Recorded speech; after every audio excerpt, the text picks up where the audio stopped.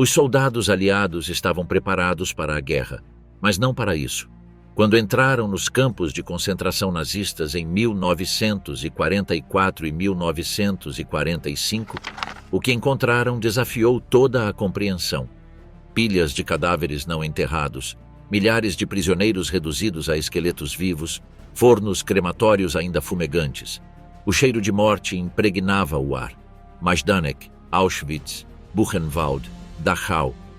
Cada campo revelava algo pior do que o anterior. Câmaras de gás com marcas de unhas de quem tentou escapar, montanhas de sapatos, cabelos e pertences das vítimas. A brutalidade industrializada do Holocausto foi exposta ao mundo. Como reagiram os soldados ao descobrir o horror? Por que alguns oficiais aliados obrigaram os cidadãos alemães a ver o que havia acontecido? E o que aconteceu com os responsáveis por esses crimes quando já não puderam mais se esconder? Majdanek, o inferno revelado. Quando os soviéticos chegaram, o avanço das forças soviéticas no verão de 1944 marcou um ponto de inflexão na Segunda Guerra Mundial, enquanto a Operação Bagration destroçava o grupo de exércitos centro-alemão. O Exército Vermelho recuperava grandes extensões de território soviético e polonês que haviam estado sob ocupação nazista desde 1941. No dia 23 de julho de 1944, as tropas do 8º Exército de Guardas e do 1º Exército Polaco Soviético avançavam em direção a Lublin após expulsar as forças alemãs para o oeste. Durante os 3 anos anteriores, relatórios sobre atrocidades em massa contra civis chegaram dos territórios ocupados, mas a verdadeira magnitude desses crimes permanecia oculta atrás das linhas inimigas. O que essas forças descobririam nos arredores desta cidade polonesa alteraria para sempre nossa compreensão sobre a crueldade sistemática humana. Majdanek erguia-se diante deles, abandonado apressadamente. O campo, oficialmente denominado pelos nazistas como Konzentrationslager Lublin, estava em operação desde outubro de 1941 e havia recebido mais de 150 mil prisioneiros durante sua existência. Ao contrário de descobertas posteriores, o rápido avanço soviético impediu que os guardas da SS desmontassem completamente o campo ou evacuassem todos os prisioneiros, deixando intacta uma evidência que os nazistas haviam tentado desesperadamente ocultar para o mundo. A cena deixou atônitos até mesmo os soldados mais experientes, homens que haviam presenciado alguns dos combates mais sangrentos da frente oriental. O capitão Anatoly Voronov, um dos primeiros oficiais soviéticos a entrar no campo, registrou em seu diário: "Eu vi muitas coisas terríveis durante esta guerra, mas nada como isso. Isso não é o resultado da batalha, mas algo completamente diferente, algo que a mente se recusa a compreender." Sua reação refletia o choque coletivo que abalou até os combatentes mais endurecidos. O campo compreendia um vasto complexo de barracões de madeira, cercado por torres de vigilância e cercas de arame farpado que se estendiam por aproximadamente 270 hectares. O que distinguia Majdanek era a organização quase industrial da morte que permaneceu praticamente intacta. Na área chamada Campo V, 7 câmaras de gás erguiam-se silenciosamente, ainda mostrando as distintivas manchas azuis dos cristais de Zyklon B em suas paredes. Essas instalações foram projetadas com uma eficiência enganosa. Algumas estavam camufladas como chuveiros, com duchas falsas no teto para enganar as vítimas sobre seu destino iminente. Os soldados descobriram marcas de unhas nas paredes, uma prova tangível da desesperança final das vítimas que entenderam tarde demais o que estava acontecendo. Perto dali estavam 6 crematórios, projetados especificamente para processar milhares de corpos com uma eficiência industrial implacável. Os fornos, fabricados pela empresa alemã Topf und Söhne, podiam cremear aproximadamente 1000 corpos por dia, funcionando ininterruptamente. Nos armazéns, meticulosamente organizados, as tropas soviéticas encontraram cerca de 800 mil pares de sapatos meticulosamente classificados por tamanho, uma evidência tangível da escala do assassinato. Esses armazéns também continham grandes quantidades de roupas infantis, óculos, próteses, malas e outros pertences pessoais que pertenciam às vítimas. O pessoal da SS havia tentado destruir evidências nos dias anteriores ao iminente avanço soviético. Documentos foram queimados em grandes pilhas, algumas instalações foram danificadas com explosivos e os prisioneiros que ainda podiam andar foram evacuados em marchas da morte para outros campos como Auschwitz e Grossrosen. O comandante do campo, Arthur Lieberhenschel, e a maioria dos guardas haviam fugido, levando consigo muitos registros administrativos. No entanto, deixaram algo impossível de esconder: um campo aberto com as cinzas e fragmentos de ossos de aproximadamente 17 mil vítimas judias, executadas durante a Operação Festival da Colheita, Action Erntefest, em 3 de novembro de 1943. Esse massacre em massa foi executado em um único dia como parte da resposta das SS para os levantes nos guetos de Varsóvia e Białystok e no campo de Sobibor. Aproximadamente 1.000 sobreviventes desnutridos receberam os libertadores soviéticos, sua condição física tão severa que muitos soldados tiveram dificuldades para reconhecê-los como humanos. Entre eles estavam prisioneiros de guerra soviéticos, resistentes poloneses e judeus de vários países europeus. Muitos pesavam menos de 40 quilos, sofriam de diversas doenças e apresentavam sinais de torturas e experimentos médicos. Um sobrevivente polonês, Jerzy Kwiatkowski, relataria posteriormente: "Éramos esqueletos ambulantes. Quando vimos os primeiros soldados soviéticos, muitos não tínhamos forças nem para comemorar. Alguns caíram de joelhos, outros simplesmente choravam em silêncio. Depois de tanto tempo vivendo sob o domínio da morte, a ideia de liberdade parecia um conceito abstrato, quase incompreensível. A reação dos soldados soviéticos foi uma mistura de horror, incredulidade e raiva incontrolável. Para esses homens endurecidos por anos na frente oriental, que haviam presenciado as brutais batalhas de Stalingrado, Kursk e tantas outras, a descoberta de um massacre tão sistemático e industrializado superava qualquer atrocidade que tivessem presenciado anteriormente. O tenente Viktor Schulman escreveu à sua família: "O que encontramos aqui faz a guerra parecer humana em comparação. Pelo menos na batalha há uma certa lógica, uma certa simetria entre combatentes. Isto é algo diferente, algo para o qual não tenho palavras." O comando militar soviético reconheceu rapidamente a importância histórica do que haviam encontrado. Em poucos dias, trouxeram jornalistas, fotógrafos e uma equipe de filmagem para documentar as evidências. O renomado cineasta Roman Karmen foi designado para filmar o campo como evidência para a posteridade. Em 16 de agosto de 1944, poucas semanas após a libertação do campo, Majdanek foi aberto a jornalistas de todo o mundo, tornando-se o primeiro campo de extermínio nazista a ser documentado de forma exaustiva pela imprensa internacional. Jornalistas como Alexander Wirth, da BBC, e William H. Lawrence, do The New York Times, estiveram entre os primeiros ocidentais a confirmar diretamente a existência das instalações de extermínio nazista. A reação dos governos aliados ocidentais foi de ceticismo cauteloso. Após anos de desconsiderar relatos sobre assassinatos em massa como propaganda de guerra exagerada, muitos funcionários ainda se mostravam relutantes em reconhecer plenamente o que as forças soviéticas haviam descoberto. O The New York Times publicou um relato em 30 de agosto de 1944, mas o colocou na página 6, refletindo a reação mista no Ocidente. Muitos consideravam os números de vítimas exagerados, e alguns até questionavam a autenticidade das fotografias, sugerindo que poderiam ser encenações soviéticas para desacreditar a Alemanha. Para a União Soviética, no entanto, Majdanek forneceu evidências irrefutáveis das atrocidades nazistas. As autoridades soviéticas convidaram uma comissão internacional especial para realizar uma investigação independente composta por especialistas forenses e juristas de vários países. O relatório da comissão, publicado em setembro de 1944, estimou que aproximadamente 1,5 milhão de pessoas haviam sido assassinadas em Majdanek, um número posteriormente revisado por historiadores entre 78.200 e 35.000. Essa discrepância reflete tanto a dificuldade de calcular com precisão o número de vítimas quanto os interesses políticos da época, mas não diminui a magnitude do crime. O que fez Majdanek particularmente significativo foi sua dupla função como campo de trabalho e centro de extermínio.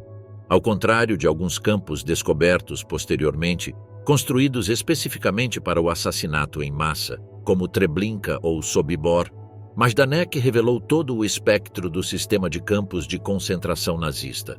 Áreas para abrigar prisioneiros usados como mão de obra escrava existiam ao lado de instalações dedicadas ao extermínio. Essa dualidade demonstrava a integração completa da exploração econômica com o genocídio no sistema nazista. A descoberta teve um significado particular para o povo judeu.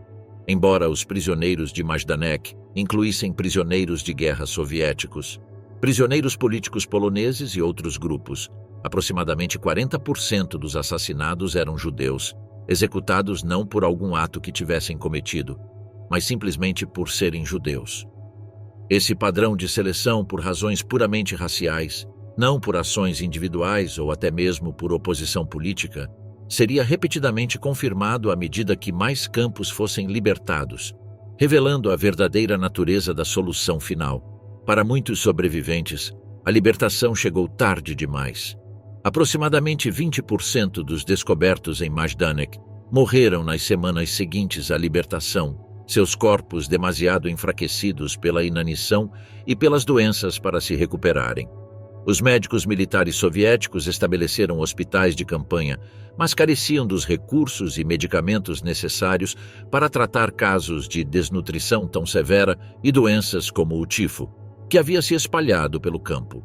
A descoberta de Majdanek destruiu certas ilusões sobre a civilização moderna. Demonstrou como um Estado burocrático podia organizar sistematicamente o assassinato em massa com eficiência industrial. Mostrou como os seres humanos podiam ser sistematicamente desumanizados, reduzidos primeiro a números e depois a cinzas. O mais perturbador de tudo, revelou como tais atrocidades podiam ser cometidas não por bárbaros incultos, mas por pessoas de uma das nações mais avançadas cultural e cientificamente da Europa. Como escreveria posteriormente o historiador Raoul Hilberg, Majdanek representava a culminação de um processo de destruição que combinava a tecnologia moderna com uma burocracia impessoal e uma ideologia desumanizadora. Como o primeiro campo de extermínio libertado, Majdanek representou apenas um vislumbre do horror total do sistema de campos nazistas. As evidências encontradas lá, as câmaras de gás, os crematórios e as fossas comuns, presagiavam o que seria descoberto em uma escala ainda maior, à medida que os exércitos aliados avançassem mais profundamente no território nazista nos meses seguintes. Auschwitz, o coração das trevas do Terceiro Reich.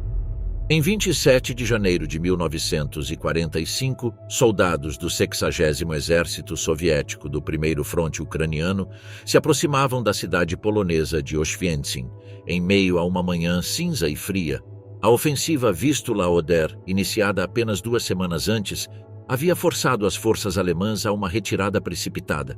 6 meses após a descoberta de Majdanek, esses soldados estavam prestes a encontrar o que se tornaria o símbolo definitivo do Holocausto, Auschwitz. O que distinguia Auschwitz era sua magnitude e complexidade.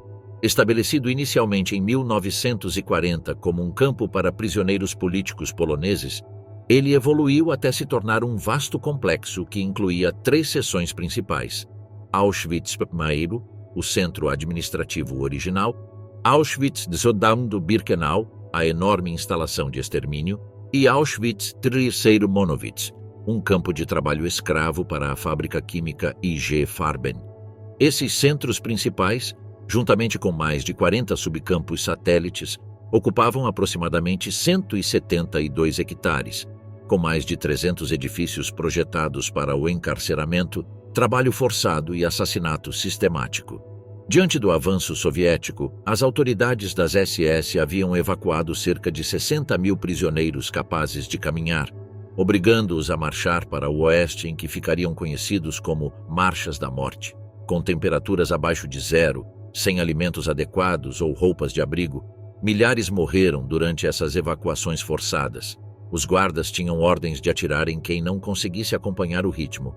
Cerca de 7 mil prisioneiros que os nazistas consideraram doentes demais para serem movidos ficaram para trás, abandonados sem comida, água ou aquecimento no frio amargo do inverno. O tenente Ivan Martinushkin, um dos primeiros oficiais soviéticos a entrar no campo principal, lembraria: era difícil distinguir os vivos dos mortos. Eles se moviam como sombras cobertos com trapos, com olhos enormes em rostos cadavéricos. Não sabíamos quem eram nem que idioma falavam. Alguns rastejavam em nossa direção, estendendo mãos esqueléticas, incapazes de articular palavras. Ao contrário de Majdanek, onde grande parte da infraestrutura de extermínio permaneceu intacta, as SS trabalharam meticulosamente para destruir evidências em Auschwitz-Birkenau. A partir de novembro de 1944, começaram a desmontar as instalações de extermínio e a queimar documentos incriminatórios. Em 20 de janeiro, apenas uma semana antes da chegada soviética, explodiram as câmaras de gás e os crematórios em Birkenau. No entanto, as ruínas ainda revelavam seu propósito. Os investigadores encontraram partes dos mecanismos de gás e restos dos fornos crematórios projetados para incinerar 1.440 corpos por dia, cada um, uma evidência indiscutível da escala industrial do assassinato. O que os alemães não conseguiram destruir foram os armazéns, conhecidos pelos prisioneiros como Canada, devido à sua percebida riqueza, que continham os pertences classificados dos assassinados. Os soldados soviéticos encontraram 348.820 trajes masculinos, 836.255 casacos e vestidos femininos, 38.000 pares de sapatos masculinos, 5.225 pares de sapatos femininos e 7 toneladas de cabelo humano raspado das vítimas. O cabelo, embalado em fardos prontos para envio, era usado na produção de feltro industrial e tecidos para uniformes militares, revelando a dimensão econômica do Holocausto. As vítimas eram exploradas até após sua morte.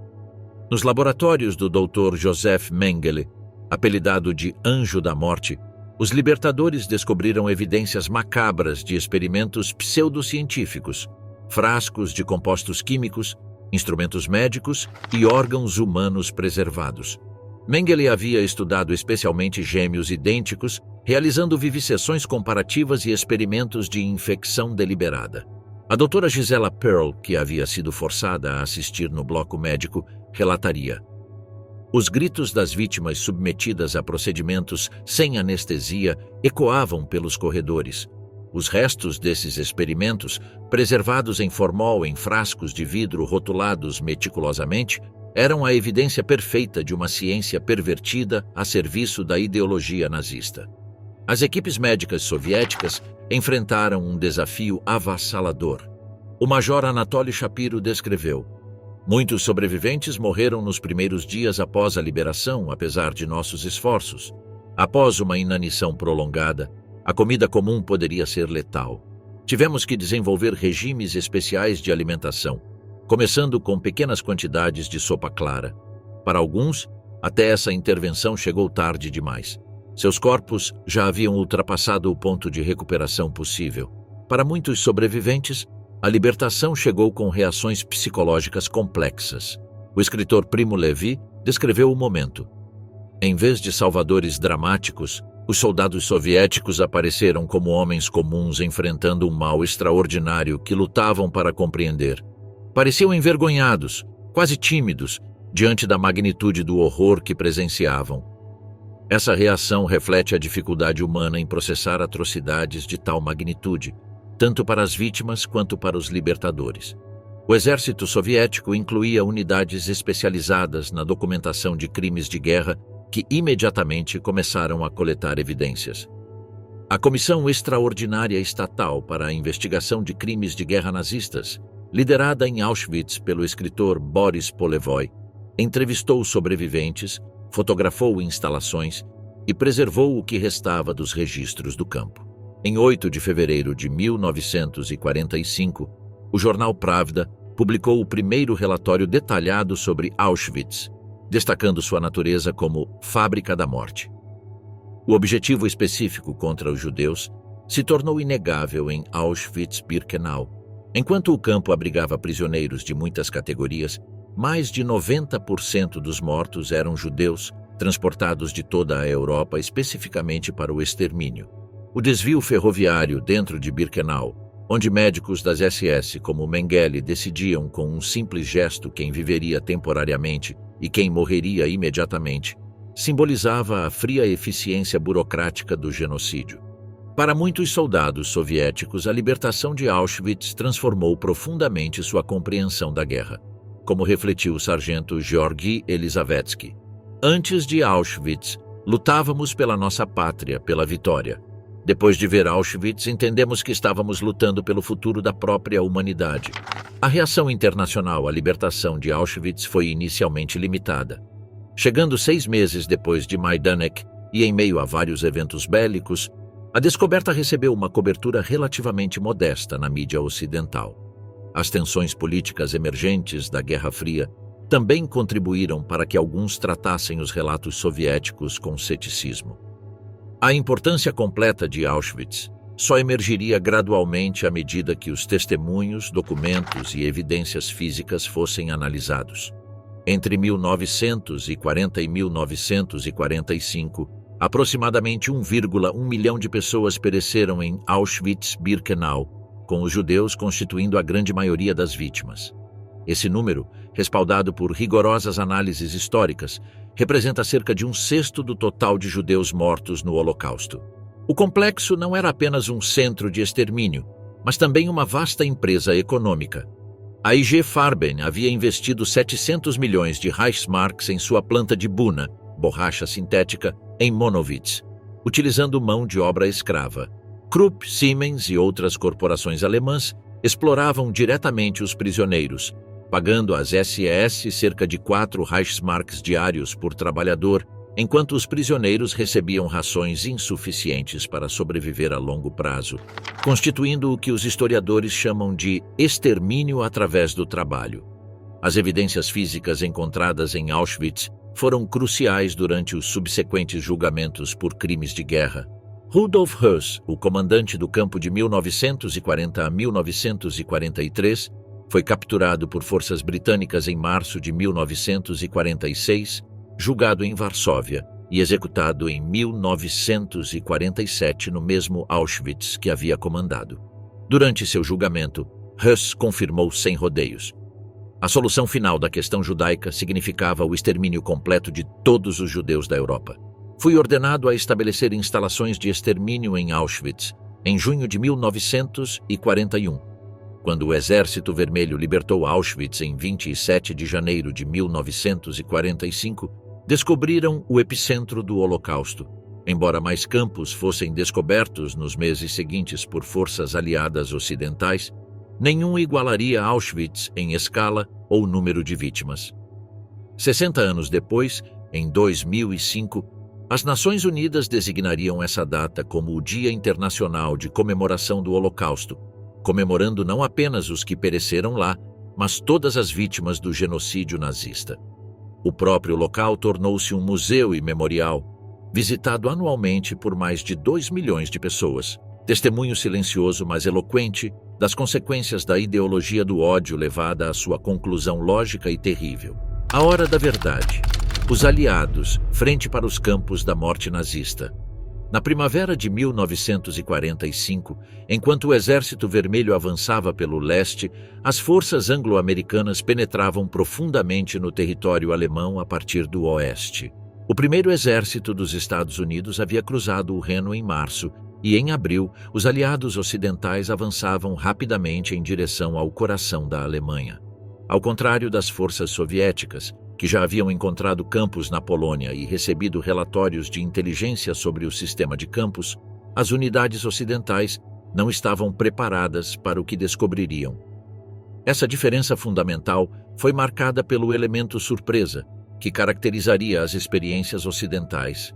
Em 11 de abril de 1945, elementos avançados da 6ª Divisão Blindada dos Estados Unidos, parte do 3º Exército do general George Patton, aproximaram-se da colina Ettersberg, perto de Weimar, o centro cultural da Alemanha clássica. Seguindo relatórios de prisioneiros fugitivos, uma equipe de reconhecimento liderada pelo capitão Friedrich Käfer descobriu Buchenwald, um dos campos de concentração mais antigos em território alemão, estabelecido em 1937. O primeiro impacto sensorial foi o cheiro, uma mistura de excremento, doença e morte que fez alguns homens vomitarem. O sargento Robert L. Barbour escreveu: "O cheiro alcançava quilômetros. Era como se todos os necrotérios do mundo tivessem sido abertos simultaneamente em um dia quente. Ele te atingia fisicamente, fazendo seus olhos lacrimejarem e seu estômago revirar." Após essa primeira impressão, os soldados viram milhares de homens desnutridos com uniformes listrados, mais esqueletos do que seres humanos. Uma característica distinta de Buchenwald foi o papel da resistência interna. Ao contrário de Auschwitz, parcialmente evacuado, Buchenwald abrigava cerca de 21.000 sobreviventes quando os americanos chegaram. Os guardas das SS haviam fugido horas antes, e uma organização clandestina de resistência, principalmente comunistas alemães, tchecos e poloneses, havia assumido o controle. Esse grupo, que havia operado secretamente durante anos, conseguiu montar uma rádio clandestina e acumular algumas armas. Quando os guardas começaram a evacuar o campo em 10 de abril, a resistência lançou um ataque coordenado, tomando o controle e protegendo os prisioneiros restantes de um massacre planejado. A descoberta mais perturbadora de Buchenwald foi um armazém que continha artefatos feitos com restos humanos. Os soldados encontraram pele humana tatuada transformada em telas de lâmpadas, encadernações de livros e outros objetos decorativos, além de cabeças humanas encolhidas, parte da coleção pessoal do comandante Karl Otto Koch e sua esposa Ilse. Essa perversão, a transformação das vítimas em objetos de exibição, representou uma dimensão particularmente perturbadora da desumanização nazista. O general Patton visitou Buchenwald em 15 de abril. Segundo testemunhas, ele vomitou após ver os crematórios e ordenou imediatamente que os cidadãos de Weimar percorressem o campo. "Quero que vejam o que seu Führer fez", disse ele às autoridades locais. Nos dias seguintes, mais de 1.000 residentes foram forçados a caminhar por Buchenwald, confrontando diretamente as atrocidades cometidas a poucos quilômetros de suas casas. Muitos afirmaram não saber de nada, apesar de que a fumaça dos crematórios fosse visível da cidade. Essa política de confrontação se tornaria um elemento padrão da desnazificação nas zonas ocupadas pelos ocidentais. Em 29 de abril, unidades da 42ª e 45ª Divisões de Infantaria dos Estados Unidos chegaram a Dachau, um subúrbio de Munique. Este campo tinha um significado particular como o primeiro estabelecido pelo regime nazista em 1933, servindo como modelo para todo o sistema posterior. Durante seus 12 anos de operação, mais de 200.000 prisioneiros de toda a Europa passaram por suas instalações. Ao chegarem, os soldados encontraram vagões de trem abertos, cheios de aproximadamente 2.000 cadáveres que haviam morrido durante o transporte a partir de outros campos evacuados. Junto à estação, pilhas de corpos estavam empilhadas como lenha fora do crematório, pois as instalações de incineração não haviam conseguido acompanhar o ritmo das mortes. O impacto emocional provocou um episódio sombrio, o que posteriormente seria conhecido como o Massacre de Dachau. Em um incidente de justiça sumária, soldados americanos executaram guardas das SS capturados.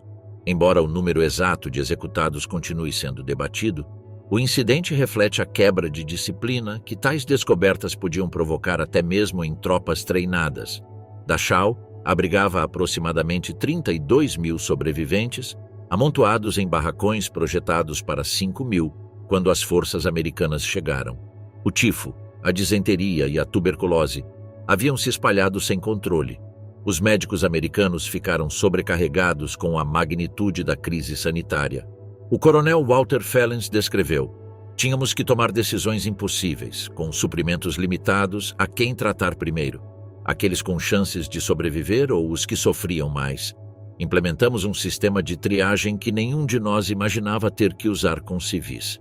A experiência britânica em Bergen-Belsen, libertado em 15 de abril de 1945, apresentou talvez o desafio humanitário mais severo. Localizado no norte da Alemanha, Bergen-Belsen se tornara um ponto de concentração para prisioneiros evacuados, à medida que o Exército Vermelho avançava. Originalmente um campo de prisioneiros de guerra, havia sido convertido em campo de concentração em 1943, sem instalações adequadas para grandes populações. Projetado para 10.000 pessoas, abrigava mais de 60.000 quando as forças britânicas da 11ª Divisão Blindada chegaram, com aproximadamente 35.000 mortes registradas apenas nos primeiros 4 meses de 1945. As condições em Bergen-Belsen foram descritas como as mais próximas de uma visão do inferno na Terra. Não era possível andar sem pisar em cadáveres. Os latrinas haviam colapsado completamente e o recinto estava com vários centímetros de profundidade de excrementos. A água potável era praticamente inexistente e a febre tifoide se somava ao tifo e à disenteria como doenças mortais que se propagavam sem controle. Entre os prisioneiros libertados em Bergen-Belsen estava Anne Frank, já falecida de tifo aproximadamente um mês antes. A jovem de 15 anos, cujo diário se tornaria um dos testemunhos mais famosos do Holocausto, morrera em março, poucas semanas antes da chegada britânica, uma das quase salvas que sobreviveram anos de perseguição apenas para morrer nos últimos momentos. A resposta médica britânica constituiu a maior operação de socorro improvisada da guerra. O brigadeiro Hugh Llewellyn Glyn Hughes coordenou esforços que envolveram mais de 100 oficiais médicos, 80 ambulâncias e 2.000 paramédicos e voluntários. Com recursos limitados e uma crise sanitária sem precedentes, implementaram medidas drásticas, incluindo o uso generalizado do recém-disponível DDT para combater os piolhos transmissores do tifo. Apesar desses esforços, cerca de 14.000 antigos prisioneiros morreram nas semanas seguintes à libertação. O que particularmente impactou muitos soldados ocidentais foi a proximidade dos campos com centros de população alemã comum. Dachau estava a apenas 16 quilômetros de Munique, Buchenwald podia ser visto de partes de Weimar, e Bergen-Belsen estava perto de várias populações. Essa justa posição de vida normal com atrocidades indescritíveis levantava questões inquietantes sobre a cumplicidade coletiva. O contraste entre as cidades próximas, relativamente intactas apesar dos bombardeios, e os campos frequentemente a apenas quilômetros de distância, intensificou a ira aliada. Para muitos soldados ocidentais, especialmente americanos que não haviam testemunhado a guerra na frente oriental, essas descobertas transformaram fundamentalmente sua compreensão do conflito. Como escreveu o sargento Robert Fenstermacher, agora entendíamos por que lutávamos. Não era apenas por territórios ou governos, mas contra algo fundamentalmente maligno. A documentação reunida pelas forças ocidentais, combinada com as descobertas soviéticas anteriores, seria crucial nos subsequentes julgamentos por crimes de guerra. O juiz supremo Robert H. Jackson, promotor-chefe para Nuremberg, afirmou: sem as fotografias, filmes e testemunhos diretos dos libertadores, muitas das atrocidades nazistas teriam parecido simplesmente incríveis. Em Nuremberg e nos procedimentos subsequentes, essa evidência forneceu provas irrefutáveis dos crimes nazistas. No final de abril de 1945, a natureza sistemática das atrocidades nazistas se tornara inegável. O que as forças aliadas ocidentais descobriram nessas últimas semanas de guerra completou o panorama que havia começado com as descobertas soviéticas meses antes. O sistema de campos de concentração nazistas foi revelado não como uma coleção de prisões severas, mas como uma vasta rede projetada para a escravidão, exploração e extermínio. O mundo já não poderia dizer que não sabia. Retribuição implacável, o destino final dos guardiões do terror. A descoberta dos campos de concentração gerou uma crise moral sem precedentes para as forças aliadas. Os soldados, treinados para operar sob as leis da guerra e os códigos de conduta militar, se depararam com atrocidades que pareciam existir fora de qualquer estrutura ética reconhecível. Essa confrontação com o que posteriormente seria denominado mal radical provocou respostas que variaram entre a disciplina militar formal e a justiça sumária impulsionada pela indignação moral. O incidente mais documentado de violência retributiva ocorreu em Dachau em 29 de abril de 1945. Quando elementos da 45ª Divisão de Infantaria dos Estados Unidos entraram no campo, o impacto dos vagões cheios de cadáveres e a visão de milhares de sobreviventes esqueléticos desencadearam uma reação que nem mesmo a disciplina militar conseguiu conter. O tenente William Walsh, da Companhia Primera do 157º Regimento de Infantaria, ao ver um grupo de aproximadamente 50 guardas das SS que haviam se rendido, ordenou a um metralhador abrir fogo contra eles. Aproximadamente 17 guardas morreram nesse primeiro tiroteio. Ao longo daquela tarde, ocorreram incidentes adicionais quando soldados americanos, sobrecarregados com o que presenciavam, dispararam contra o pessoal das SS que encontraram dentro do campo. O coronel Felix Sparks, comandante do 157º Regimento, interveio pessoalmente para parar os disparos contra prisioneiros desarmados, mas não antes de vários incidentes isolados terem ocorrido. As estimativas do número total de guardas executados em Dachau variam consideravelmente. O coronel Howard Buckner, oficial médico presente, sugeriu uma cifra próxima de 520, enquanto investigações históricas mais recentes apontam para um número entre 35 e 50. A reação do alto comando militar a essas execuções revela a complexidade moral do momento. Quando o general George Patton, comandante do Terceiro Exército, foi informado sobre o ocorrido em Dachau, supostamente descartou qualquer noção de ação disciplinar com palavras contundentes. O general Dwight D. Eisenhower, comandante supremo aliado, embora formalmente tenha ordenado uma investigação, aparentemente demonstrou pouca inclinação em punir os soldados envolvidos. Finalmente, uma investigação oficial foi realizada sob a direção do tenente-coronel Joseph Whittaker, mas suas conclusões foram arquivadas e nunca foram apresentadas acusações formais contra os soldados americanos envolvidos. Essa resposta institucional refletiu um reconhecimento implícito de que os parâmetros convencionais da justiça militar eram inadequados frente à magnitude dos crimes descobertos, como observou posteriormente o general Maxwell Taylor. As regras de guerra foram redigidas para situações em que ambas as partes reconhecem ao menos algum grau de humanidade comum. O que encontramos nos campos existia fora de qualquer estrutura contemplada por esses códigos.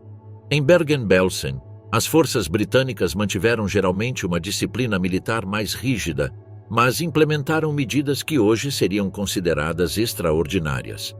Após a libertação em 15 de abril de 1945, as tropas britânicas forçaram imediatamente os civis alemães locais a participar do enterro dos milhares de cadáveres espalhados pelo campo, um trabalho que continuou durante semanas. Joseph Kramer, o comandante do campo conhecido como a Fera de Belsen, foi preso junto com outros 44 membros do pessoal das SS, incluindo 15 guardas mulheres, entre elas Irma Grese, notória por sua brutalidade. Embora não tenham ocorrido execuções sumárias como em Dachau, os soldados britânicos alojaram deliberadamente este pessoal das SS em condições semelhantes às que haviam imposto para os prisioneiros. Vários guardas morreram de tifo enquanto estavam sob custódia britânica, contraindo a mesma doença que havia dizimado os prisioneiros. Para os oficiais britânicos, isso representava uma forma de justiça poética, embora mantivessem oficialmente que estavam fornecendo o mínimo exigido pela Convenção de Genebra. A dinâmica de retribuição adquiriu um tom diferente em Buchenwald, devido à revolta dos prisioneiros que precedeu a chegada americana. Quando as forças americanas entraram no campo em 11 de abril de 1945, descobriram que uma organização clandestina de resistência de prisioneiros já havia assumido o controle. Esse grupo, composto principalmente por prisioneiros políticos comunistas que haviam construído uma rede de resistência ao longo dos anos, havia capturado aproximadamente 80 guardas das SS e capos, prisioneiros funcionários, que não conseguiram fugir. Os líderes da resistência solicitaram formalmente para os oficiais americanos proteção para esses prisioneiros, reconhecendo a importância de um processo judicial adequado. No entanto, antes que as forças americanas pudessem estabelecer um controle completo, prisioneiros armados executaram aproximadamente 20 guardas das SAS e capos que haviam sido particularmente brutais. O comandante americano no local, reconhecendo tanto as circunstâncias extraordinárias quanto a impossibilidade prática de determinar responsabilidades individuais, optou por não investigar nem processar esses assassinatos. O padrão de retribuição liderado por prisioneiros alcançou sua expressão mais ampla em Mauthausen, libertado por forças americanas em 5 de maio de 1945. Localizado na Áustria, Mauthausen havia sido um dos campos de categoria 3, designação reservada para os prisioneiros considerados irrecuperáveis e submetidos para os regimes mais brutais. Durante a libertação, centenas de prisioneiros assaltaram os barracões das SS, matando aproximadamente 40 guardas antes que as tropas americanas pudessem estabelecer controle. Em um ato de justiça simbólica que reverberou com uma terrível simetria, alguns guardas das SS foram arremessados do penhasco da Pedreira do Campo, uma queda de 90 metros. Esta era exatamente a mesma queda da qual os guardas haviam regularmente arremessado prisioneiros exaustos ou como forma de execução, no que as SS haviam chamado ironicamente de paraquedistas.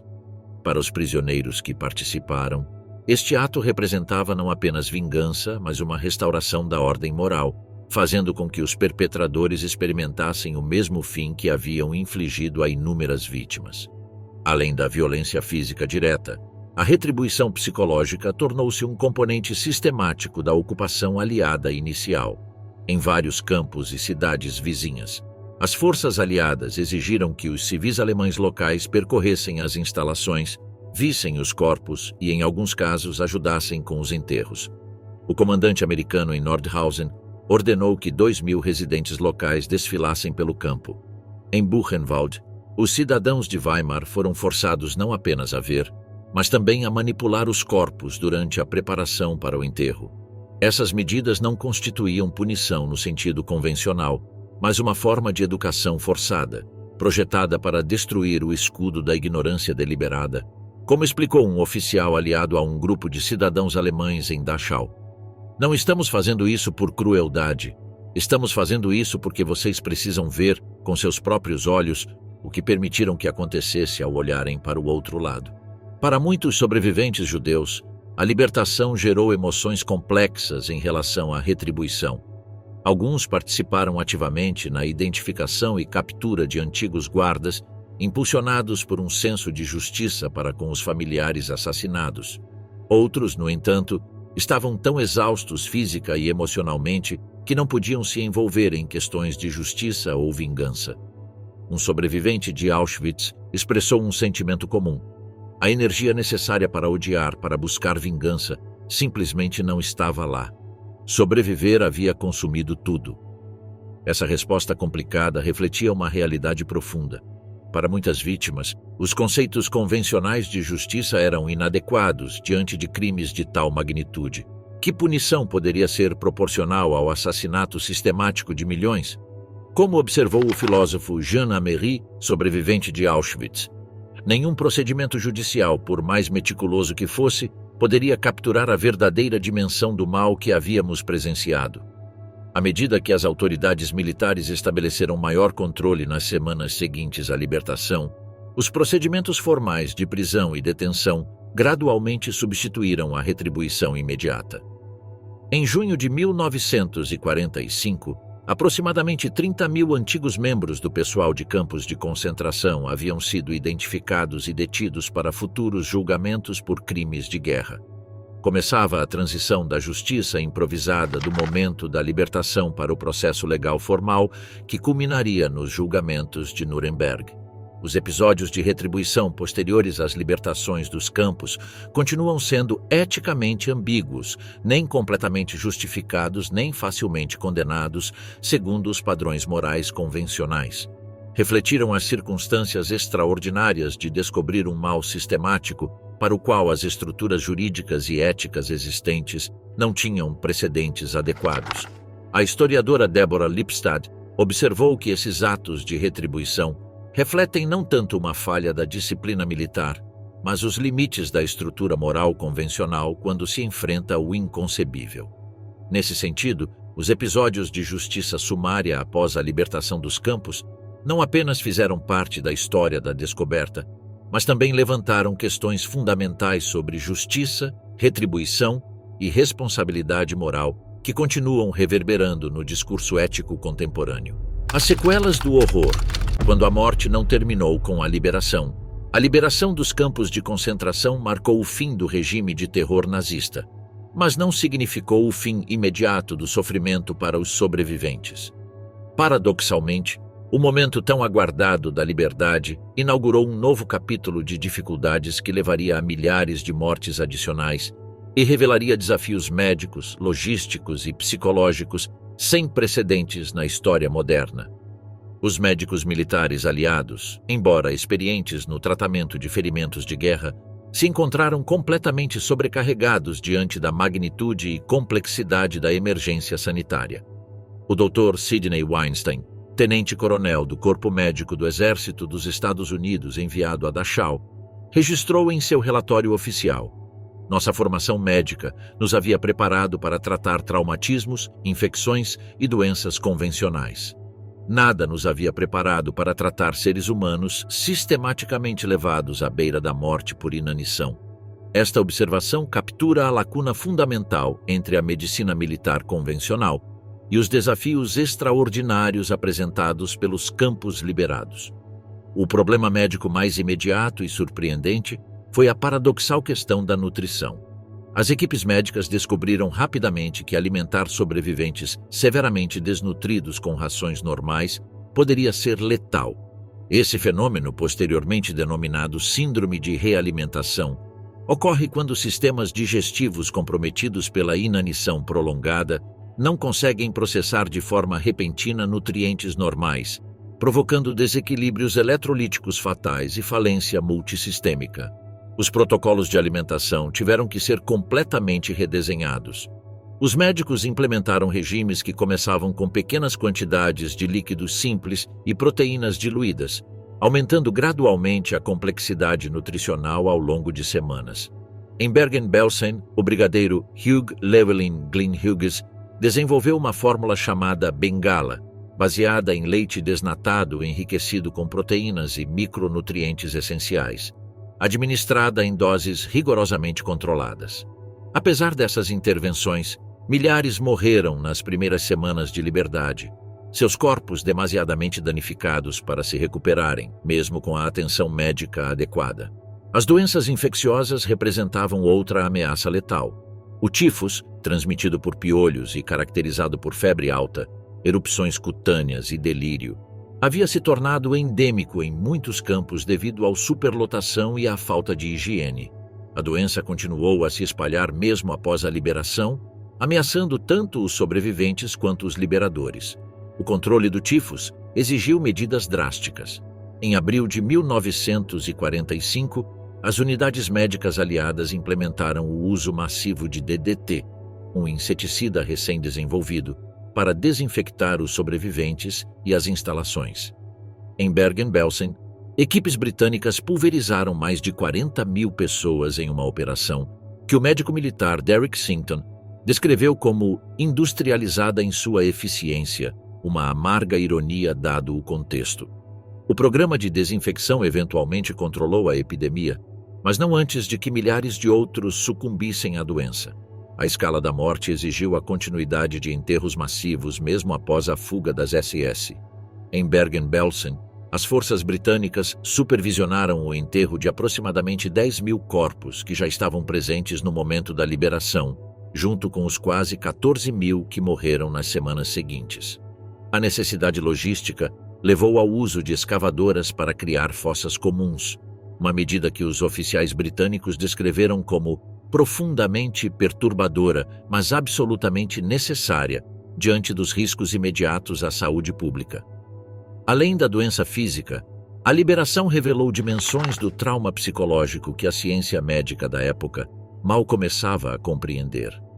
Muitos sobreviventes experimentaram o que os psiquiatras militares denominaram inicialmente síndrome de liberação, caracterizada por respostas psicológicas aparentemente paradoxais: apatia profunda, incapacidade de experimentar alegria, episódios dissociativos e, em alguns casos, comportamento suicida. Esse fenômeno refletia a complexa realidade psicológica dos sobreviventes. Durante o encarceramento, a necessidade imediata de sobreviver havia proporcionado um foco singular que, de certa forma, protegia contra a plena realização das perdas sofridas. Uma vez removida a ameaça imediata, surgia a compreensão devastadora da destruição de famílias e comunidades inteiras.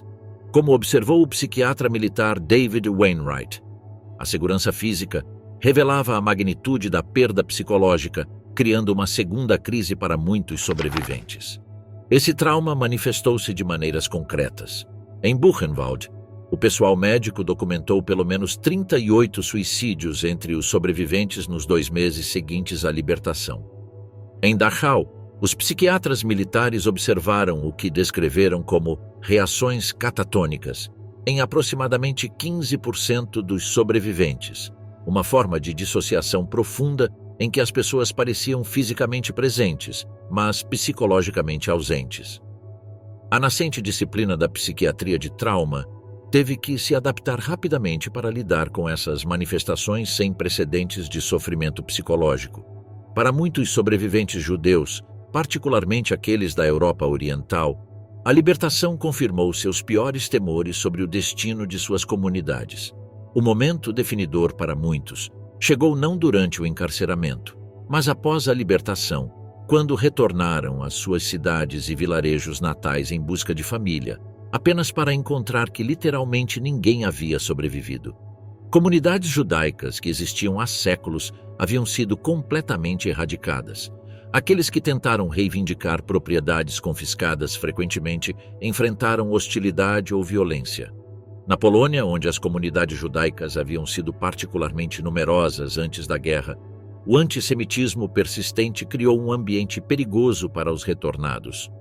O pogrom de Kielce, em 4 de julho de 1946, no qual 42 sobreviventes judeus do Holocausto foram assassinados por uma multidão polonesa, demonstrou tragicamente que a libertação não garantia segurança.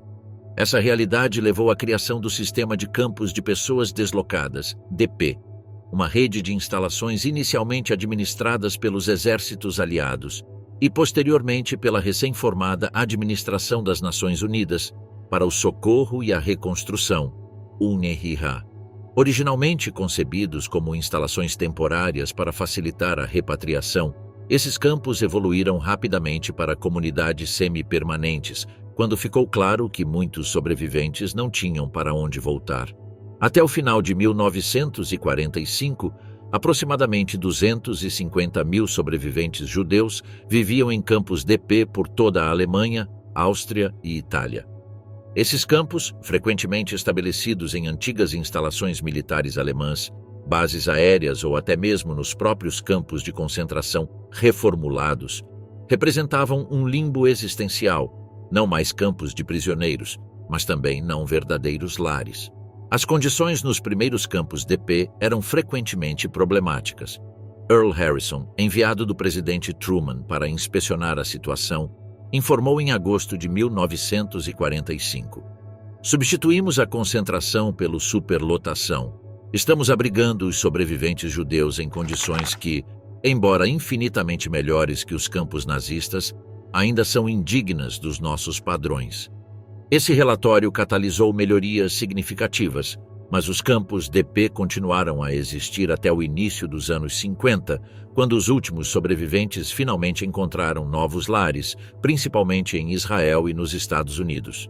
Simultaneamente, os aliados enfrentavam o desafio de documentar sistematicamente os crimes descobertos. Essa tarefa se tornou urgente não só por sua importância histórica, mas pela necessidade imediata de preparar evidências para os processos judiciais contra os perpetradores. Cada campo liberado se tornou uma cena de crime massiva que exigia documentação meticulosa. As forças aliadas deslocaram equipes especializadas de investigadores, fotógrafos e pessoal médico para documentar as condições encontradas. Em maio de 1945, o Exército dos Estados Unidos designou 60 equipes de documentação para trabalhar exclusivamente nos campos liberados.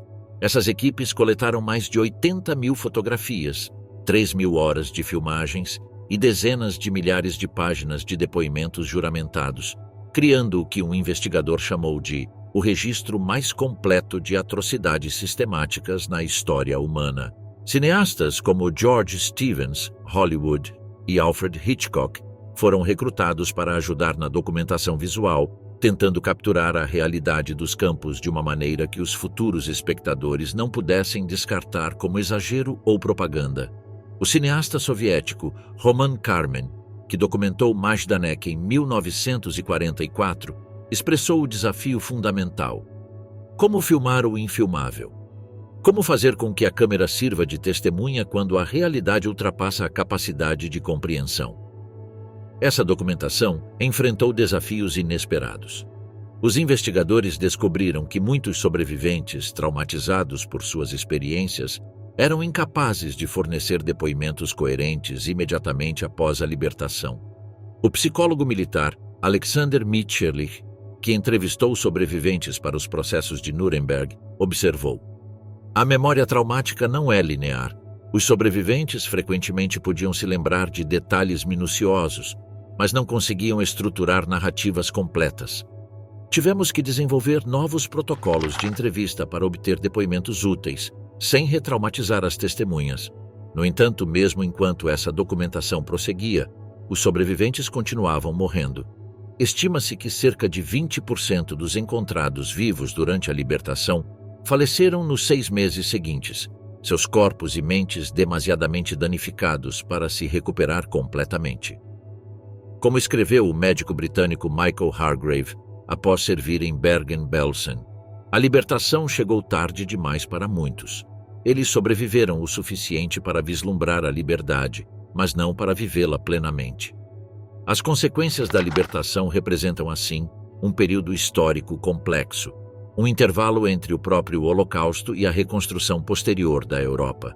Foi um tempo liminal caracterizado pela justaposição de esperança e desespero, de novos começos e finais trágicos, um período em que o mundo começava a entender não só a magnitude do que ocorreu, mas também os desafios monumentais de restaurar algo semelhante a uma vida normal para aqueles que sobreviveram ao inimaginável.